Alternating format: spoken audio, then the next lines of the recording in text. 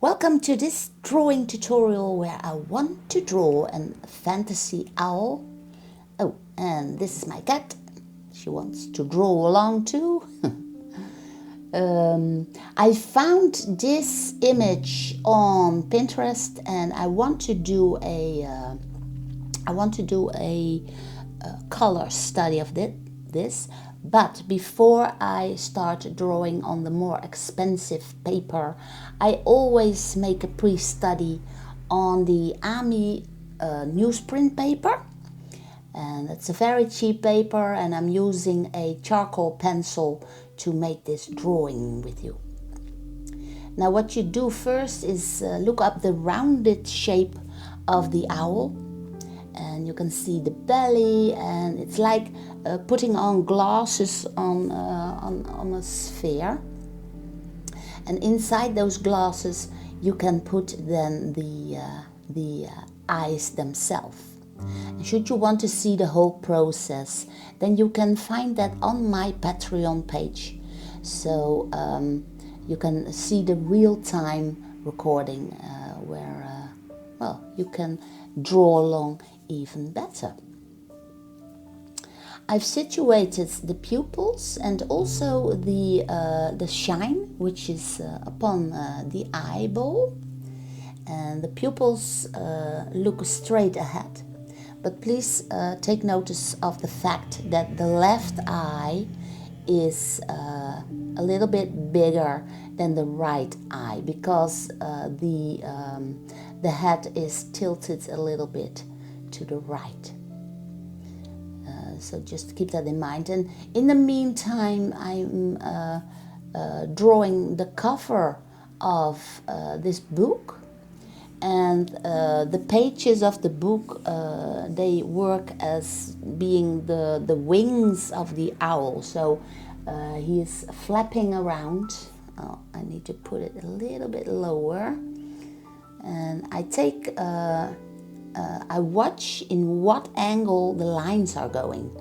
So, for instance, the cover of the left book cover is slightly diagonal.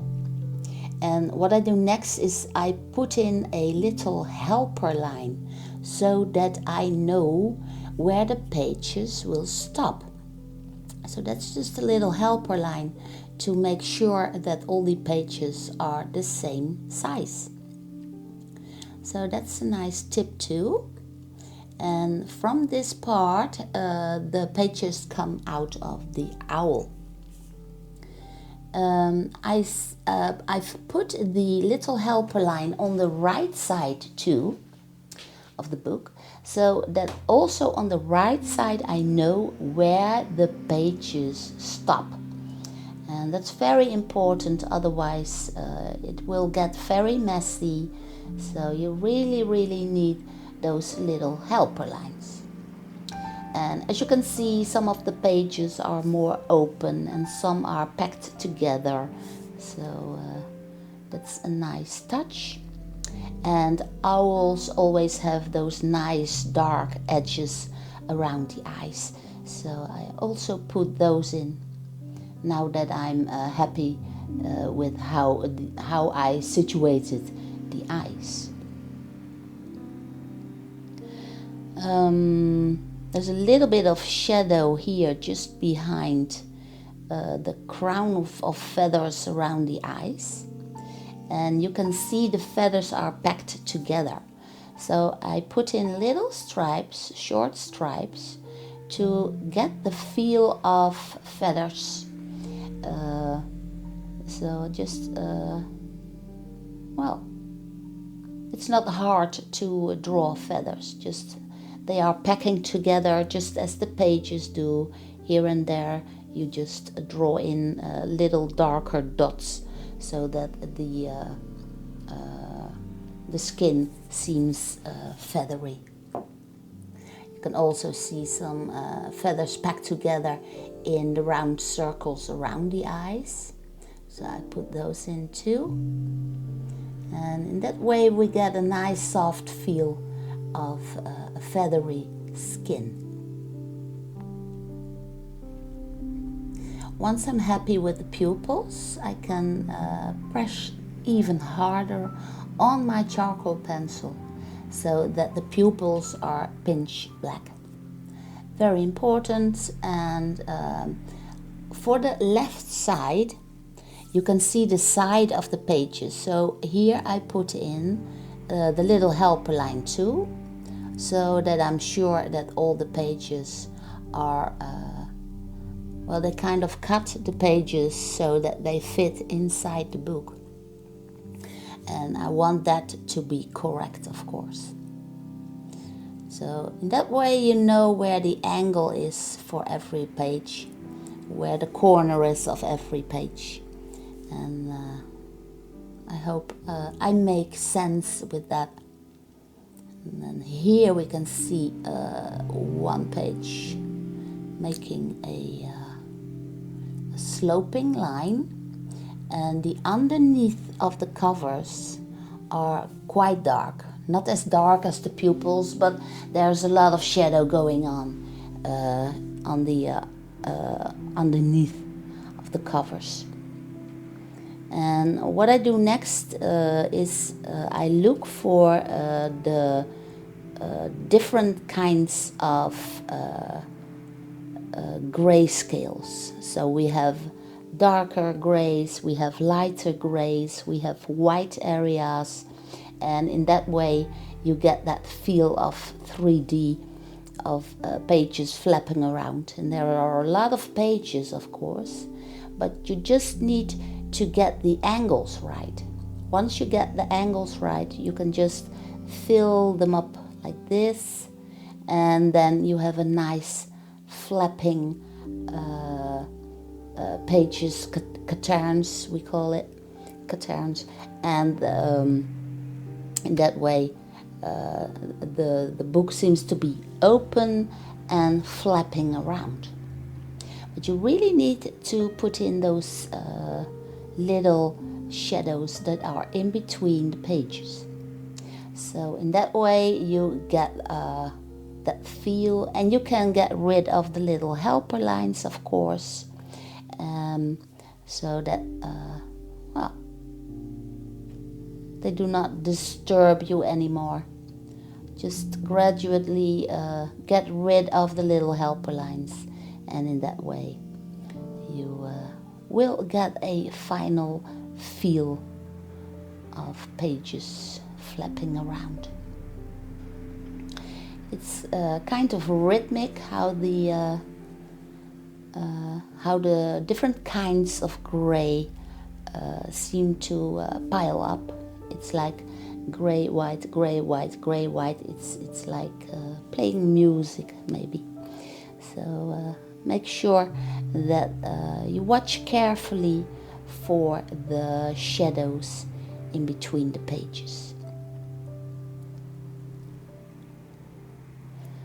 And of course there are in the original drawing, I think maybe it's kind of an ink drawing or something like that. I couldn't quite recognize, but you can see a little bit of text on the pages, and I just simply put in some lines for the words that are inside the book. And this is where the pages are attached to the owl itself, and the belly of the owl really catches a lot of shadow. So I go in even darker, pressing harder on my pencil without losing that feathery feel. I'll darken this lower page a little bit extra, and this side here, that's the first page, which is usually a somewhat thicker carton, that is dark too. And then I can put in the little shadows, making sure that the pupils are pinch black. And for the eyes themselves, I use the blender stick. So I get that really, really soft gray around the pupils. But I'm sparing out the little shiny areas. And around the beak there are also some shadows going on. So make sure that you get every feather in there. Not have to be precise like the reference drawing, but just make sure that you get that soft feel of the skin being all feathery. Now then I can put a little bit of color with the blender stick on the cover of the book so that it gets some color, and also the left side of the pages which are in the book. I'll just softly press that in to get that soft feel with no harsh lines, because the pages must look that they are flapping around, so you don't get those straight sharp lines. You need to keep it a little bit blurry so that you get the idea of pages moving around. A little bit extra shadow here, a little bit darker on the top there, the eye, so that it really looks rounded. And then my study is finished. So, well, I hope you enjoyed this study a lot. And maybe you want to see the whole process. Well, that is possible on my Patreon page, of course. For just a little bit of money, you can get access to more than 100 tutorials in real time. So maybe see you there, or maybe see you next time in one of my other videos. Thank you for watching.